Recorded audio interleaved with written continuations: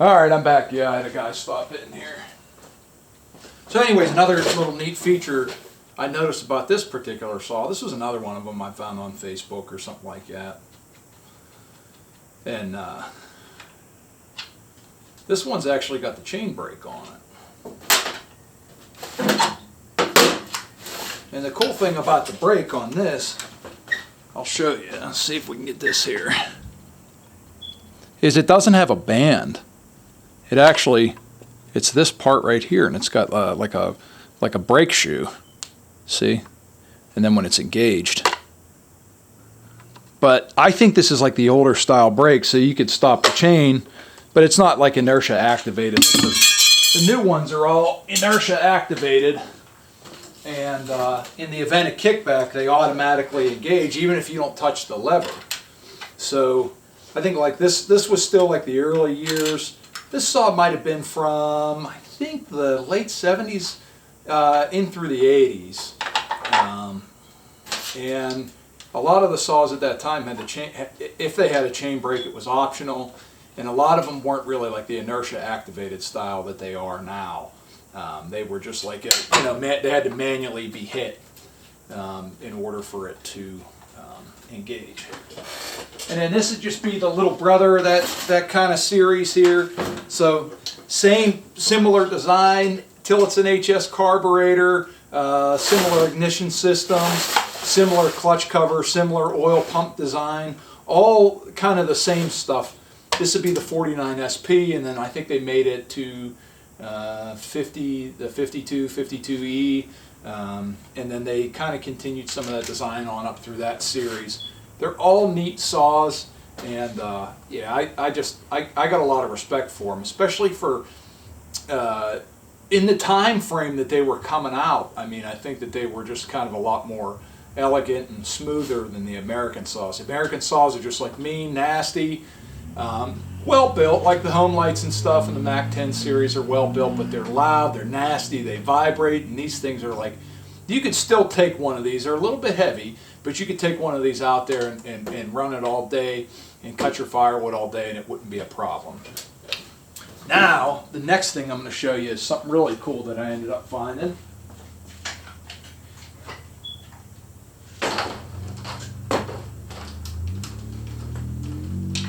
And this one was kind of an accidental find.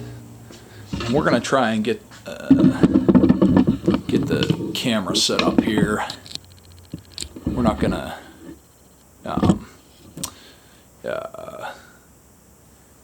edit this, so hopefully it all works out. Well, you know what? I'll just take this whole damn thing over there, and we could just do it old school. So check this out. This is a Jonsered 621 I found on eBay. It was in a case and everything, and check this out. A guy had bought it from an estate sale, and I don't think this is the original case. I don't think the saws came with it, but I think that the guy that owned it, I just think that it really meant a lot to him, and he had built a case for it. And I wanted to show you, so the chains, I think that all these used to come with Carlton chain back in the day, or Oregon. I had to talk to one of the guys I know that used to work for Tilton. But if you look at this, this is the sharpening repair tag, and it says 1982 on it. And that's about the right time frame for these saws. I think they made them from 1970 all the way up through the 80s sometime. So there you go. Sharpened in 1982. And then here we have the operator's manual, and then the parts list, which is really cool. We'll go through those once I get back over to the bench. And then I was just talking with a customer yesterday about it. He's from Norway, and how the Scandinavian idea of, how you should set up your saw is different than the American version. And he had actually bought a 28-inch bar off of me for his 572, and I guess it's pretty common to run, something about 15 or 16 inches over there. So he's gonna try out the way that some people here in the States limb versus the the Scandinavian method of using a saw with a short bar. But anyways, this saw also came with a short bar on it, and you can see this one here, and this is just like a 16 inch, and then I think it also has an 18. And here's like some wooden wedges that I guess the gentleman had made. Here's a metal wedge, here's his glasses, and then here's a measuring cup for the 2-stroke oil, and then just the various tools and brushes and earplugs and everything.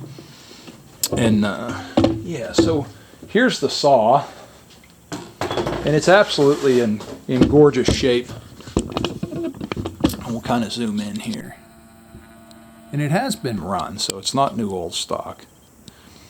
And what's really typical of these 621s is they're missing that spark plug cover, and they're also commonly missing that hand guard, or the hand guard is busted. So we'll zoom back out. And then I'm going to set this camera back up so I can kind of get a little closer to the saw and handle the saw, and I'll show you some things about it. So this thing, it probably hasn't been started since the 80s. It looks like he took care of it really well and then put it away, and then maybe, for whatever reason, I don't know, wasn't able to run it anymore. And then the gentleman I bought it off of had bought it out of an estate sale and had offered it up for sale on eBay, and I had just by accident saw it and got pretty antsy about buying it and pulled the trigger on it, and then it showed up a few days later, and I was quite pleased with it. And like I said, it had been run. There was evidence that it had been run. You could see some sawdust build up in some of the areas, but even the chain catcher, it's never thrown a chain. I mean, it's just in really nice shape. And so I ended up putting a little bit of gas in it, and about 8 pulls later, it fired right up. And then the next day, after I'd let it sit, 2 pulls, and I was even able to convince my wife to stand outside and rev it up a little bit, and that's pretty uncommon to get her to do it. But yeah, this is just an overall just nice saw, and I'm happy to have it here, and it's just a great saw to have sitting in the shop, and I can show it to customers, and I can come out here and look at it and think about it, and I just like to have some of these old saws around. They're just really cool to have. I like them. I'm not a huge collector when it comes to other things, but these are pretty neat to have around, and they add some value to my shop, and it's just nice to have them around, and get as much knowledge about them as I can. Like I said, I'm no expert on it, but it's just interesting to learn what you can and hear other people's experiences with them, and think about all the engineering over the years and how these things have developed, and how they've become better and better over time, and they certainly have. So now what we'll do is we'll take a look at that at the parts list, and then we'll also take a look at the manual. So I'm going to set this back here. I'm hoping that I can get the camera to kind of come up over my shoulder, and we can get everything on the camera here. I'll put that back.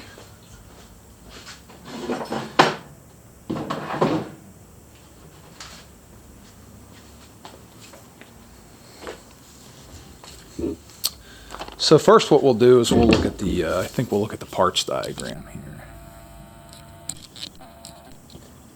So this is a spare parts list, otherwise known as like a exploded parts diagram or an IPL. And they actually gave this to you with your machine so that if you wanted to repair it after you bought it, you'd have access to all the part numbers. You couldn't just pull it up on the internet back in that time.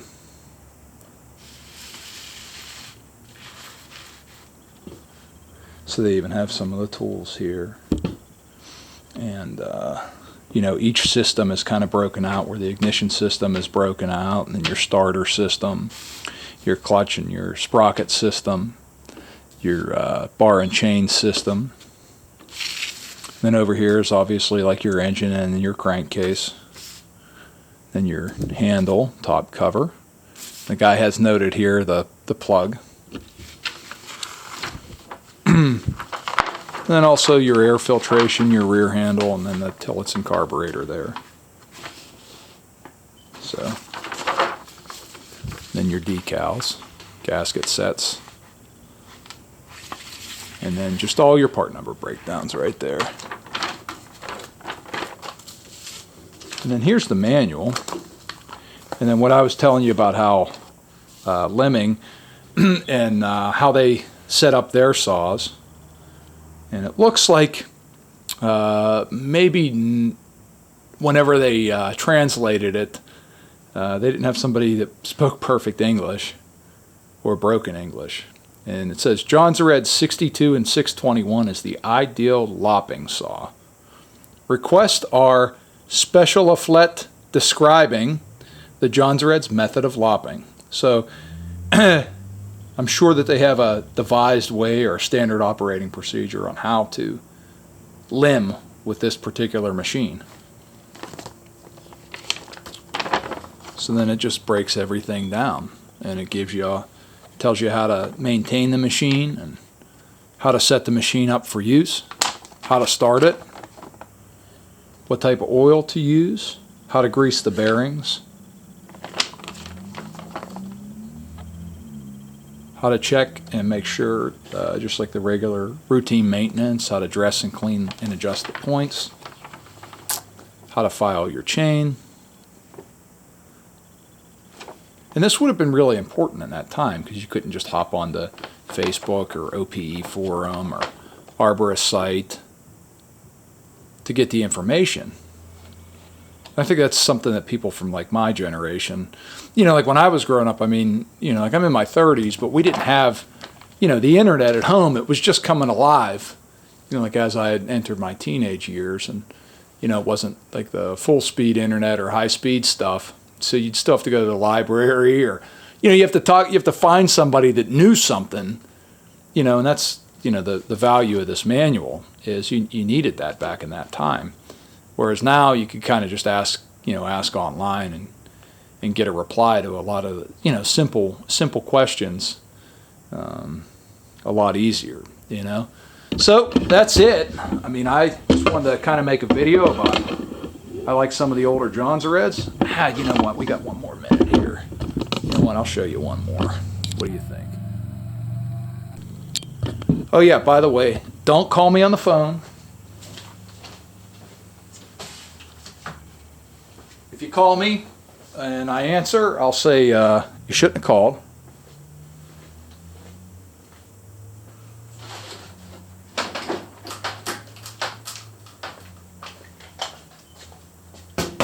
There you go. There's a 2054 Jonsered. These are a pretty neat little saw. I think the family of them was a 2054, 2051, a 2054, and a 2055. I think that this is an open port. The 2055 is a little bit bigger bore, I think. This thing will rev out to about 14.5. Pretty neat little saw. I think that this is a Partner design, but do not quote me on it. But I believe that Partner was kind of in bed with Jonsered, because you got to understand, at one time there were, I think, 3 major Swedish saw manufacturers with Jonsereds, Partner, and Husqvarna. And Husqvarna had bought both of them up. And I don't know if they merged that division where it was like the Partner engineers and the Jonsered engineers, but like in this era of Jonsered, they had a lot of the, like, some things would interchange with Husqvarna or Partner, and some things wouldn't. But like as it grew, out, as more time passed, they were basically just analogous to Husqvarna, and mostly everything but outside parts would interchange, or there would be such subtle differences, But like it's just weird. It was weird. It's weird to watch it over time, where you had, like a certain chassis, like say the 625, 630, 670.